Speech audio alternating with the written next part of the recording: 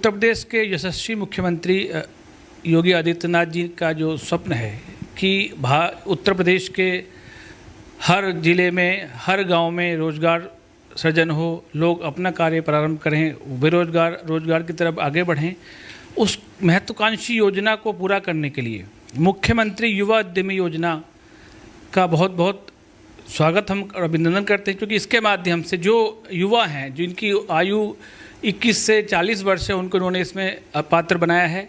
उसके साथ साथ इन्होंने कुछ एस्पिरेशनल डिस्ट्रिक्ट को विशेष सुविधाएं दी हैं।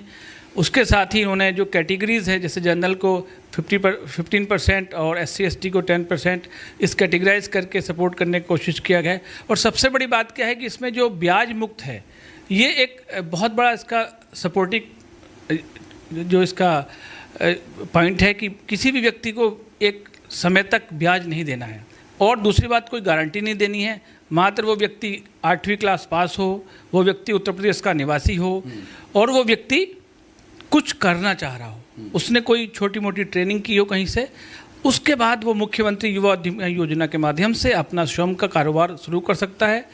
और सबसे अच्छा क्या है कि इसमें जो मशीन्स हम खरीदेंगे, उस मशीन्स का जो पेमेंट है वो सीधे सप्लायर को जाएगा, और जो हमारी वर्किंग कैपिटल है वो हमारे अकाउंट में आएगी।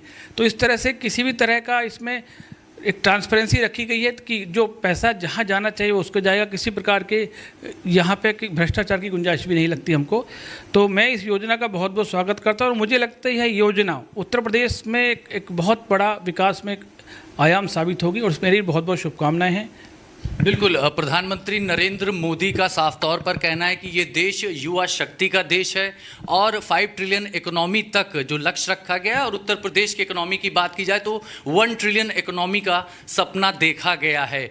बड़ी बात यह है कि अगर आपके पास GST नंबर नहीं है, अगर आप ITR नहीं फाइल कर पाते, तो भी आप अप्लाई कर सकते हैं। ये तमाम इसमें बेनिफिट्स भी दिए जा रहे हैं। लेकिन ये बताइए सर, ये जो सेंटर है, इनोवेशन सेंटर, आप खुद युवाओं को लगातार बूस्टअप करते रहते हैं अपना खुद का काम करने के लिए। यहाँ से कौन कौन से स्टार्टअप प्रोग्राम किए गए हैं, और इस योजना से आप युवाओं को क्या समझाना चाहेंगे, युवाओं को क्या संदेश देना चाहेंगे, क्या नए आइडियाज़ देना चाहेंगे? क्योंकि सरकार का ये भी कहना है कि तमाम ऐसे क्षेत्र जैसे पटाखा अगर आप बनाना चाहते हैं तो आपको लोन नहीं दिया जाएगा, अगर आप शराब और तंबाकू का बिजनेस करना चाहते हैं तो भी आपको लोन नहीं दिया जाएगा, कुछ प्लास्टिक की कैटेगरियां हैं, अगर आप वो धंधा करना चाहते हैं तो भी आपको लोन नहीं मिलेगा। तो सरकार के इस निर्णय को भी आप किस तरह से देखते हो, युवाओं को किस तरह से आप प्रेरित करेंगे? देखिए, सरकार का जो निर्णय, जो प्रतिबंधित प्रोडक्ट की बात की है, वो बहुत ज़रूरी है, क्योंकि अगर 40 माइक्रोन की लिमिट में जो पॉलीथीन को रखा गया है, उससे अगर उसका उत्पाद कोई करेगा तो वो पॉल्यूशन जो होगा उसको कंट्रोल करना मुश्किल होता है।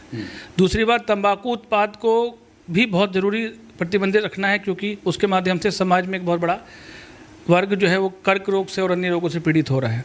तो ये प्रतिबंधित कैटेगरी रखना बहुत आवश्यक है। और इसके साथ साथ ही ये है कि जो हम यहाँ पे अपने इंक्यूबेशन सेंटर में बच्चों को प्रोवाइड कर रहे हैं, स्टूडेंट यहाँ पे सेक्टर एग्नोस्टिक है यूपी स्टार्टअप योजना में, और जो हमारा DST का इंक्लूसिव TBI जिसको बोलते हैं, निधि TBI स्कीम, उसमें हम लोग हेल्थ केयर और इंटरनेट ऑफ मेडिकल थिंग्स में स्टार्टअप को सपोर्ट करते हैं। तो यहाँ पे हमारे बीच जो यहाँ पे आज़ाद जी, DK आज़ाद जी हैं, जो यहीं के एक बहुत प्रतिभाशाली स्कॉलर भी हैं, PhD इन्होंने यहीं से की है। ये GIS टेक्नोलॉजी में अपना स्टार्टअप इन्होंने लॉन्च किया है। हमारे बीच गौरव भगत हैं, ये एक ऐसी हाइब्रिड कार बना रहे हैं जो एक बहुत बड़ा क्रांति इस क्षेत्र में कर सकती है। उसके अलावा हमारे बीच ये थिंकूबेटर स्कीम में इनको सिस्को ने फंड किया है करीब 5 लाख रुपए का, ये मेडटेक में काम कर रहे हैं।